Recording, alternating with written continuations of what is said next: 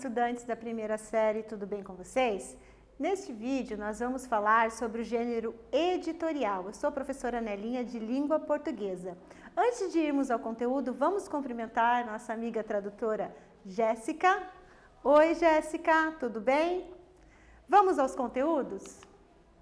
Os nossos objetivos são identificar elementos característicos do editorial, diferenciando-o de um artigo de opinião e editorial. Reconhecer a formulação das orações subordinadas. Você sabe o que é um editorial? Você sabia que também se chama carta ao leitor? Sabe em quais meios circula esse texto? Vamos ver então?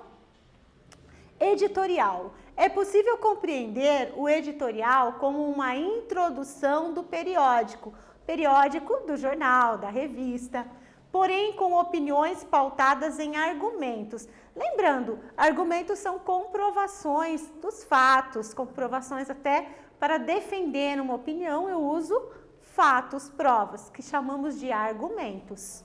Por isso, o editorial é muitas vezes confundido com artigo de opinião. O artigo de opinião ele tem uma estrutura muito parecida com o editorial, mas a principal diferença é que no artigo de opinião, ele, além de ser escrito por um jornalista, um articulista, quem assina o artigo de opinião, que também é um texto jornalístico, é o próprio jornalista, articulista que defende as suas ideias sobre aquele determinado assunto. No editorial, geralmente, ele não aparece assinado, porque ele apresenta a opinião do jornal. Vamos continuando? Pelo fim de toda a exclusão, aqui é um editorial da revista Veja, onde tem ali uma leitura da opinião da revista em relação à exclusão. Vamos para a primeira atividade? Você já sofreu ou conhece alguém que sofreu algum tipo de exclusão social? Quais os tipos de exclusões, quais os tipos de exclusões sociais que você conhece? Vamos pensar juntos? Vou dar um tempinho para vocês pensarem nesse assunto tão importante e eu volto já para nós conversarmos as respostas.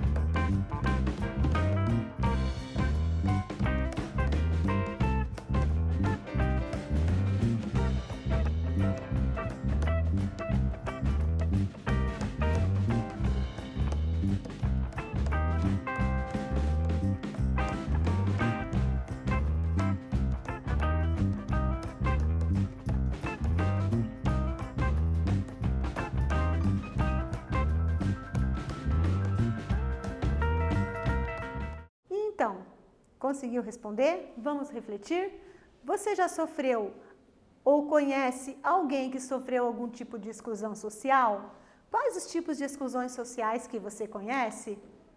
Vamos lá? Lembrando que isso aqui é uma sugestão de resposta Claro que as pessoas passam por exclusões, por tipo de exclusões diferentes.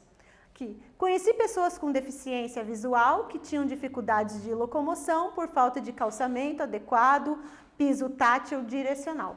Isso, infelizmente, é comum acontecer quando o ambiente não é preparado para receber deficientes visuais. Isso é uma forma de exclusão social, assim como ambientes que não são preparados para receber os cadeirantes, também é uma forma de exclusão social.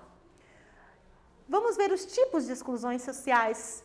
Exclusão econômica, cultural, étnica, religiosa, patológica e outras. Lembrando que patológicas são relativas a pessoas que têm doenças, né? Síndromes raras.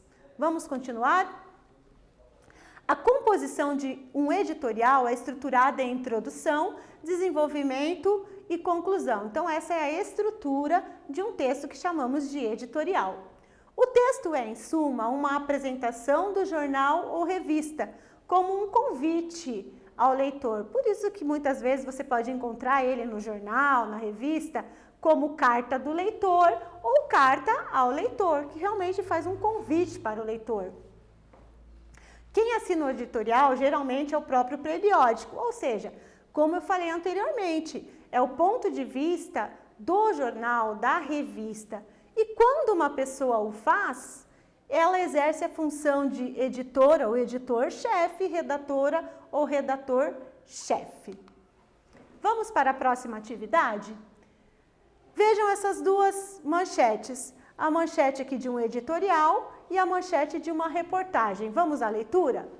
Pelo fim de toda a exclusão. 2. Minha vida é muito legal. Imagine que você é um editor-chefe e escreva um parágrafo para cada título do editorial. Então, você vai escrever, expor ali um parágrafo, expondo a opinião desses meios de comunicação, pois se trata de um editorial. Você vai pôr o ponto de vista do periódico. Eu aguardo você daqui a pouco para nós comentarmos essa atividade.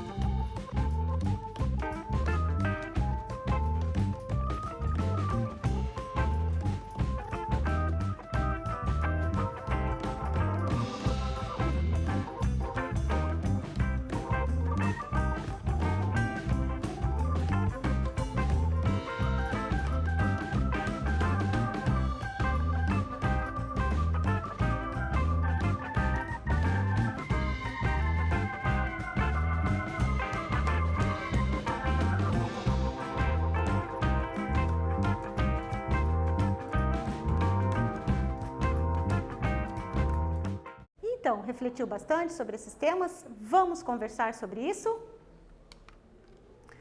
Sugestões de resposta.